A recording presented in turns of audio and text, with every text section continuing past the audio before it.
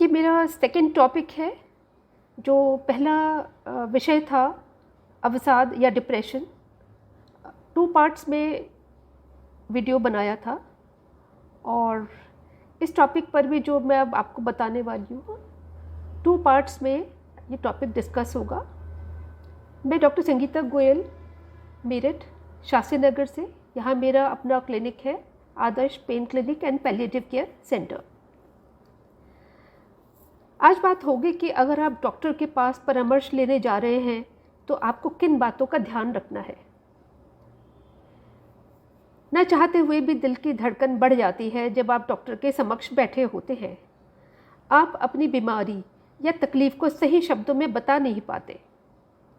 व्यस्त डॉक्टर के यहाँ कम से कम शब्दों में जल्दी जल्दी आप अपनी तकलीफ़ बताते हैं और वो आधी बात सुन के प्रिस्क्रिप्शन लिख करके दे देते हैं। आपको दवा का नाम समझ में नहीं आएगा, उसे लेने का तरीका, और ना ही उसके साइड इफ़ेक्ट्स पता होंगे। आपको याद नहीं होगा कि कौन सी दवा आपको सूट करती है या आपको उससे एलर्जी है। इसलिए आप तैयारी करके जाएं। अपने सिम्टम्स को एक कागज़ पर साफ साफ लिख कर लेकर जाएं ताकि आप वहाँ पर भूलें नहीं। अब तक के जांच और इलाज के कागज़ आप साथ में ले जाएं। इससे आपकी हिस्ट्री बिल्कुल क्लियर रहेगी। अक्सर लोग समझ लेते हैं कि पिछली तकलीफ़ का इलाज तो हो चुका है तो हम उसका ज़िक्र क्यों करें। हो सकता है आपकी मौजूदा बीमारी का उस समय हुए इलाज या बीमारी से कुछ संबंध हो। फॉर एग्ज़ाम्पल, जी पीलिया हुआ था, याद नहीं कौन से साल में, पर वो ठीक हो गया। अरे भाई, पीलिया कई प्रकार का होता है। आपने झड़वा लिया, बहुत अच्छा किया, लेकिन अब जो आपको लिवर सिरोसिस हो रहा है वो वहीं से पैदा हो चुकी थी। दौरे पड़ने की बीमारी लोग छुपाते हैं, हार्ट अटैक, नस में थक्का जमना और भी किसी प्रकार का ऑपरेशन, बड़ा या छोटा, वो बताना भूल जाते हैं। पथरी की बीमारी चाहे गॉल ब्लैडर में हो या किडनी में, उनको लगता है दोनों एक जैसी तो हैं। आपका शरीर थैला नहीं है। एक अंग की समस्या दूसरे अंग से जुड़ी होती है। अपने मेडिकल रिकॉर्ड्स एक कॉपी में डेट, टाइम, कितने दिन कौन सी दवा खाई और किस दवाई से आपको क्या परेशानी हुई, ये आप लिख कर रखें। बरसों पुराने मेडिकल रिकॉर्ड, एक्सरे, एमआरआई, खून की जांच, इनको आप रद्दी में मत फेंकिए। शायद ही कोई मरीज़ होगा जो अपनी रिपोर्ट्स संभाल कर रखता होगा। आप घर में एक ड्रॉर बनाएं जिसमें आपके ये पेपर्स अलग रखे रहें।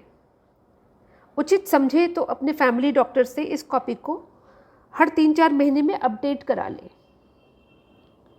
बात आती है कि आप किस डॉक्टर को दिखाएं। आजकल सबको मालूम है कि हार्ट के, पेट के, दिमाग के डॉक्टर अलग होते हैं, लंग्स के डॉक्टर अलग होते हैं।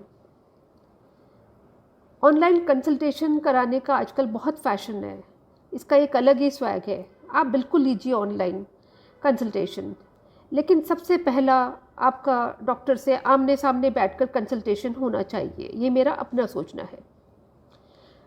लोग बड़े शहर के सबसे बड़े अस्पताल में सबसे सीनियर डॉक्टर को दिखाकर खुश होते हैं।